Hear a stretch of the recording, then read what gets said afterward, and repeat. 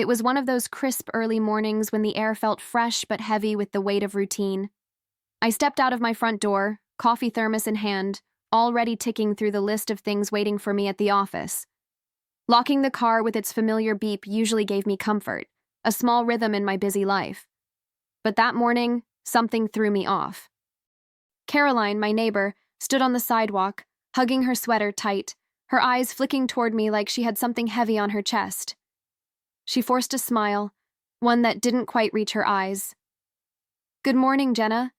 Can I ask you something a bit delicate?" I smiled back, automatic and polite, not thinking much of it. "Of course." "What's going on? Need me to water the plants again?" My voice carried that casual tone I used with neighbors, expecting her to ask for something small, ordinary. But Caroline's hands twisted against her sleeve, and that nervous gesture made my stomach tighten. She leaned in slightly, lowering her voice as if the whole street might be listening. "Not exactly. I was hoping you and your husband could keep it down during the day. My kids nap in the afternoons and, well, they shouldn't be hearing intimate things." My smile dropped. Her words landed like ice water down my back. For a moment, I couldn't even process them. Excuse me?" I managed, my voice breaking through the shock.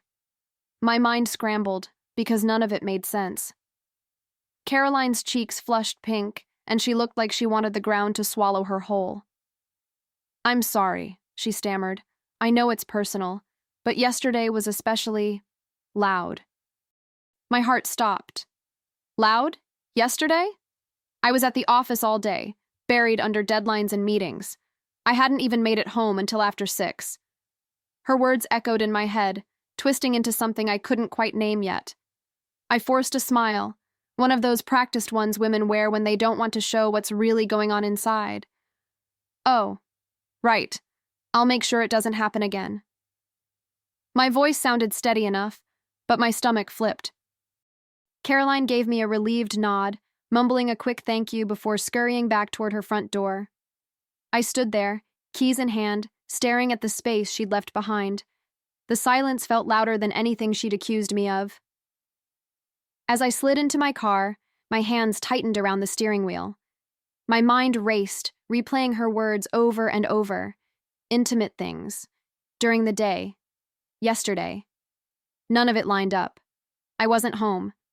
I hadn't been home. A strange, icy dread crept up my spine, and with it came something else. Anger, sharp and rising. By the time I pulled out of the driveway, my jaw was set. Something was very, very wrong.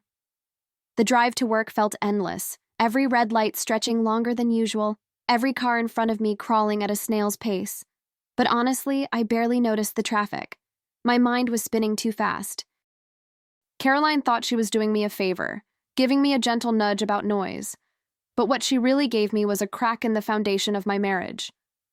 I kept hearing her voice, delicate, apologetic, but firm. Yesterday was especially loud.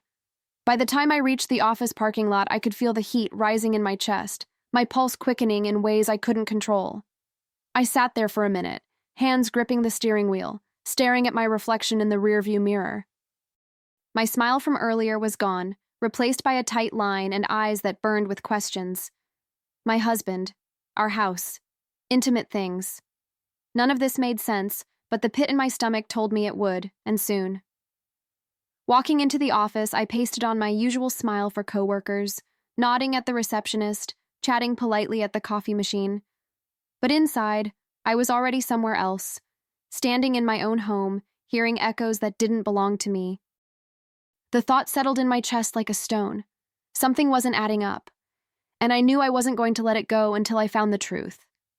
The neighbor's words didn't just echo in my head, they screamed. All day at work, I tried focusing on emails, meetings, the endless pile of paperwork.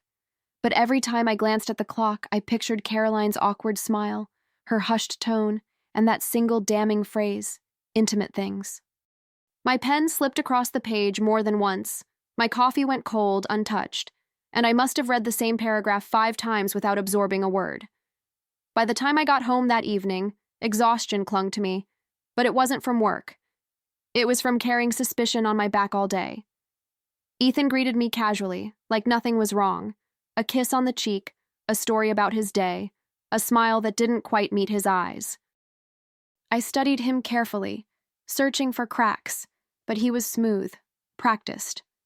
Too practiced, and that only fueled the storm inside me. Later, lying in bed beside him, I stared at the ceiling while his breathing slowed into the rhythm of sleep. My own eyes stayed wide open. If Caroline was right, then what I feared most was already happening under my nose. That's when the decision clicked into place. I wasn't going to ask him. I wasn't going to beg for honesty he'd never give me. I was going to find out myself. The next day after work, I stopped at a small electronics store on my way home. My hands trembled a little as I picked up the tiny hidden cameras, sleek and unassuming, tucked inside innocent-looking boxes. The cashier didn't even blink, just rang them up and slid them across the counter like they were nothing more than batteries. But to me, they were everything. Proof. Or maybe confirmation of my worst nightmare. Either way, I needed to know. At home, I waited until Ethan went out for a quick errand before I started. My pulse pounded in my ears as I unboxed the cameras, fingers fumbling with the instructions. I placed one in the living room, discreetly tucked behind a picture frame. Another went in the kitchen, hidden near the spice rack. The last one, the one that mattered most, I secured in the bedroom, angled just right to catch the truth if it ever walked through that door. As I adjusted the final camera, I whispered under my breath, "If Caroline's right, it's not me she's been hearing. It's him, and whoever he's bringing here." Saying the words out loud made my throat tighten, but it also fueled my resolve. I wasn't imagining things. I wasn't paranoid. If something was happening this time, I'd see it with my own eyes. The following morning, I carried myself through the motions as if nothing had changed. I poured Ethan his coffee, kissed him goodbye, and headed out the door with my work bag slung over my shoulder. On the outside, I was the same woman I'd always been, dependable, steady, predictable. But inside, I was electric, every nerve alive with anticipation, because this time I wasn't just going to wonder. I had eyes on my own home. At the office, I set my phone discreetly on my desk, the app already open and connected to the live feeds. The tiny thumbnails showed my living room, kitchen, and bedroom, quiet, still, almost mocking me. I told myself it was just precaution, that maybe nothing would happen. Still, I checked in every chance I got, pretending to shuffle papers while my gaze slid to the glowing screen. Each silent room felt like a ticking clock, and yet, beneath the anxiety, there was something else. A strange, stubborn calm, like I'd finally taken control of a story that had been writing itself behind my back. I didn't know what I was about to see, or when, but I knew one thing for sure. The truth always shows itself eventually, and I was ready to watch it unfold. By midday, my nerves were frayed. I sat at my desk, pretending to listen during a meeting, but all I could think about was the small device glowing in my bag. When lunch break finally came, I slipped away, my hands clammy as I unlocked my phone. For a second, I hesitated. Part of me still wanted to believe Caroline had been wrong, that I'd find nothing but empty rooms and silence. But the moment I opened the feed, the world I knew shattered. There he was, Ethan, in our bedroom, not alone. A woman was with him, laughing, tossing her hair back like she belonged there, like my home had become her playground. Their bodies moved with an ease that told me this wasn't the first time. Every kiss, every touch, every laugh tore at me like glass across skin. My stomach dropped, bile rising in my throat, as if I'd been punched from the inside out. I pressed the volume down, terrified someone at work might hear, but the images alone were deafening. My hand trembled so hard I nearly dropped the phone. The betrayal wasn't just physical, it was emotional, spiritual. Our bed, our sanctuary. While I was killing myself at the office to keep our lives afloat, he was desecrating the very heart of it, and in that moment, something inside me hardened into steel. I hit the record button with fingers that felt like they belonged to someone else. Screenshots, video clips, I saved everything, each file a weapon, each image a piece of undeniable truth. My pulse hammered in my ears, but my face was frozen, locked in a mask of eerie calm. I couldn't storm out of work, couldn't scream or cry in the middle of the break room. No, not yet. Rage this raw needed patience. It needed precision.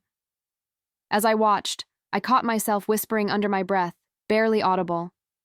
While I'm at work, you're here, defiling everything we built. My voice shook, but the anger beneath it burned steady, like a slow fire consuming wood. He thought I'd never know. He thought his lies could stretch forever. But Caroline's complaint had ripped the veil off, and now I saw everything for what it was: ugly, cruel, and intentional. Closing the app, I sat back in my chair, staring blankly at the wall of my office. The clock ticked, coworkers passed by, laughter echoed from somewhere down the hall, but I felt detached, almost floating. The woman I'd been yesterday, trusting, busy, distracted, was gone. What replaced her was sharper, colder. I wasn't going to confront him in a storm of tears.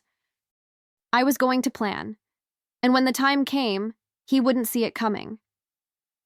I spent the rest of the afternoon on autopilot, my body moving through tasks while my mind replayed the footage over and over. Every stolen laugh, every careless touch, they weren't just images, they were wounds. But strange as it sounds, with every replay, I felt my resolve growing stronger. Pain sharpened into clarity, and clarity into purpose. I wasn't powerless anymore. I had proof. I had control. When the workday finally ended, I walked out of the office with my head held high, though my insides were still shaking. The city buzzed around me, cars honking, people rushing, life moving forward, and I realized I was at the edge of something irreversible. This wasn't just about a marriage anymore. This was about my dignity, my worth, the life I'd sacrificed so much to build. And I wasn't about to let him keep mocking it. On the train ride home, I scrolled through the saved videos again, my thumb hovering over the play button, my reflection staring back at me in the darkened screen. My face looked different, tighter, more defined. A woman carrying secrets, and a plan. I knew tonight I wouldn't confront him. Not yet, but soon. And when I did, Ethan would finally understand who he had underestimated all along. That evening, I unlocked the front door with hands steadier than I felt. The house smelled faintly of dinner, garlic maybe, as if everything were perfectly normal. Ethan appeared almost instantly, smiling wide, that practiced charm in full display. "Hey, babe," he said, leaning in to kiss my cheek. "How was your day?" I met his eyes and forced my lips into a faint smile, the kind that hides more than it shows. "Busy," I answered softly. "And yours?" He stretched his arms like a man worn out by honest work. "Exhausting. I didn't even leave the house. Just worked on some stuff here." The lie slid off his tongue so easily it almost sounded true. Almost. I let my gaze linger on him a moment longer, watching for the smallest flicker of guilt, the twitch of a muscle, anything. But he held steady, pretending he had nothing to hide. My heart thudded against my ribs, but my face stayed cool. "That's strange," I said at last, tilting my head just slightly, the smile still painted across my lips. "Because Caroline mentioned something to me today. She said she heard you being very busy this afternoon." The moment the words left my mouth, I saw it. The stiffness in his jaw, the sudden dart of his eyes. He froze, the mask slipping for just a second. And in that second, I knew I had him cornered. His voice cracked as he tried to recover. "What are you talking about?" he asked, tone light but his face too rigid, too strained. I let the silence hang for a beat, long enough for him to squirm. Then, slowly, I reached into my bag, pulled out my phone, and tapped the screen. The video began to play, our bedroom, our bed, and him with her. The sound was low, but the images screamed louder than any words could. Ethan's skin drained of color. His lips parted, but nothing came out at first. Finally, he stammered, "Jenna, this isn't what it looks like." I raised my hand, palm out, silencing him without saying a word. My throat felt tight, but my voice when it came was steady, almost detached. "This is exactly what it looks like. You, in our home, with another woman, while I worked to pay for it. I watched his mouth open again, scrambling for excuses, lies, anything to glue the pieces back together. But I'd already seen the truth, and it left no room for patchwork. My hand shook faintly around the phone, but my eyes never left his.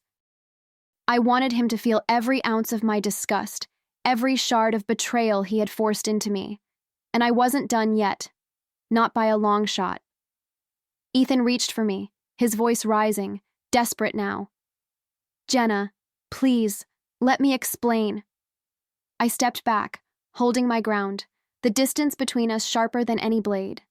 My chest ached, not from love, but from the years I had wasted believing in him. "Explain?" I cut in, my tone cold. "What explanation is there for this? For bringing someone into my home, into my bed, while I'm out working to keep everything together?" He stuttered, hands out as if he could pull the words from the air. "It was a mistake, just a moment of weakness." The words snapped something inside me. I let out a sharp laugh, bitter and raw. "A mistake?" I spat. "Forgetting to pay the bills is a mistake. Leaving laundry in the washer is a mistake. This," I jabbed my finger at the phone screen still glowing between us, "was a choice.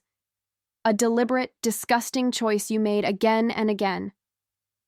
For the first time, he fell silent, the fight draining out of him, his excuses crumbling into nothing. I could see it in his eyes. The realization that I wasn't the woman who would cry and beg, not anymore. I was the woman who had seen the truth and refused to live another day in its shadow. And though he didn't know it yet, this confrontation was only the beginning of his downfall. That night, the silence in our house felt heavier than ever. Ethan hovered nearby, pacing, muttering weak apologies, trying to string together promises I'd heard 100 times before. I didn't raise my voice. I didn't shed a tear. Instead, I walked straight to the bedroom closet, pulled out a suitcase, and began yanking his clothes from the hangers. Each shirt, each pair of pants, each polished shoe landed with a thud, and with every slam of fabric, I felt lighter. "Jenna, wait," he pleaded, his voice cracking as he followed me. "We can fix this. I made a mistake." I didn't look at him, my hands moving faster now, almost mechanical. "A mistake," I said coldly, "is forgetting to take out the trash. You didn't make a mistake, Ethan. You made choices, over and over again, and every one of them told me exactly what I mean to you. Nothing." His desperation filled the room like smoke, choking, suffocating. "Please," he begged, his voice breaking. "I love you." That word snapped something inside me, and I spun around, slamming the suitcase shut with a sharp crack. "Love," I hissed. "You don't get to use that word. Not after what you did in my bed." The look on his face was pure panic, but I didn't waver. For the first time in years, I felt like I was the one holding the power. I dragged the suitcase down the hallway, each thump against the wooden floor ringing like a gavel. Ethan trailed behind me, his voice trembling, his hands reaching out as if he could stop what was already in motion. "Jenna, please, don't do this. I'll change. I'll prove it to you." His words bounced off me like rubber bullets, powerless, empty. I opened the front door, the night air rushing in cool and sharp, and tossed the suitcase onto the porch. Trip after trip, I carried his life out in bags. Shoes, toiletries, his favorite jacket, even the watch I once gave him for an anniversary. Neighbors peeked from behind their curtains, faces glowing faintly in the windows. I saw them, and I didn't care. If anything, I welcomed their eyes. Let them witness the man who threw away his marriage, standing stripped of dignity as his belongings piled up on the sidewalk. Ethan's voice cracked again, softer this time. "Jenna, please." I straightened my back, gripping another bag tight before throwing it out the door. The weight of his things felt lighter than the years I'd carried his lies. My chest swelled, not with sorrow but with a strange, fierce relief. For once, it wasn't me begging. It was him. And I wasn't listening. Not anymore. I grabbed the last bag, swung it through the doorway, and let it crash onto the growing heap at his feet. Then I turned to face him, my hand steady on the doorknob. My voice came out calm, steady, almost frighteningly controlled. "You're done here. Get out of my house. Get out of my life." His shoulders sagged, his eyes wet with shame, but he still managed to whisper, "Jenna," like the word alone could tether me back to him. I tilted my head, a cold smile touching my lips. "Goodbye." One word, final. I pushed the door closed, the latch clicking with a sharp, satisfying snap. For a moment, I stood there, forehead resting lightly against the wood, my chest rising and falling in deep, deliberate breaths. The house was quiet again, not the eerie, suspicious quiet of before, but a stillness that belonged to me. For the first time in years, the silence felt safe. I walked back into the living room, glanced at the empty spaces where his things used to be, and sank into the couch. My body trembled with exhaustion, but it wasn't the kind that drained me. It was the release that comes after finally cutting free from a weight too heavy to bear. And though the night stretched long ahead, I knew one thing with absolute certainty. This was the beginning of my life without him. The weeks that followed felt like stepping into sunlight after years of living in shadow. My phone buzzed constantly at first. Ethan's calls, his texts, his desperate attempts to crawl back into the life he'd shattered. I didn't answer a single one. His name lighting up my screen became nothing more than background noise, easily silenced with a swipe. For once, his voice no longer had power over me. Instead, I filled the empty spaces with myself. I signed up for yoga, my body stretching in ways it hadn't in years, each breath teaching me how to let go. I booked weekend trips, wandering through small towns, tasting foods I'd never tried, buying trinkets that made me smile. My calendar, once dictated by his moods and his needs, finally belonged to me. Every square on the page was mine to fill, or not. And the strangest part? Peace. A peace so deep I hardly recognized it at first. I laughed louder with my friends, lingered longer at family dinners, savored the quiet of mornings without feeling guilty for enjoying them alone. I hadn't realized how much of myself I'd given away until I started reclaiming it piece by piece. And each day, I felt stronger, lighter, freer. Sometimes I'd catch myself remembering the old routines, cooking dinner for two, folding his shirts, waiting for him to come home. But instead of sadness, those memories carried a dull weight, like pages from a book I no longer needed to reread. I realized I hadn't lost anything worth keeping. What I had shed was dead weight, and in its place came space for something better. For me. Friends told me I looked different, lighter. They'd tilt their heads and smile, saying things like, "There's a glow about you," or, "I haven't seen you this happy in years." And they were right. My laugh came easier now, my eyes didn't dart with worry when my phone lit up, and the furrow in my brow that had been etched there for years was finally softening. Freedom had a way of reshaping me from the inside out. And Ethan? I heard from whispers in the neighborhood that he was still around, still trying to patch together whatever scraps of dignity he had left. But I didn't care. His story was no longer mine to carry. I had closed that chapter with my own hands, locked the door behind me, and walked into something entirely new. The best part? I wasn't looking back. One evening, after a long day, I sat on my porch with a glass of wine, watching the sun dip low, painting the sky in shades of gold and pink. For the first time in so long, I wasn't waiting for footsteps, for apologies, for explanations. I was simply there, present, whole, unburdened. That's when it hit me. I didn't need his excuses. I didn't need his love. I didn't need him at all.